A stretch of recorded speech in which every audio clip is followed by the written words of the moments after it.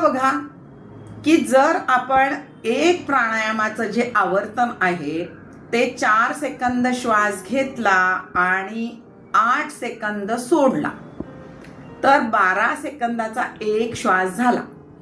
आता बघा 12 पंचे 60 म्हणजे आपल्याला किती लागले?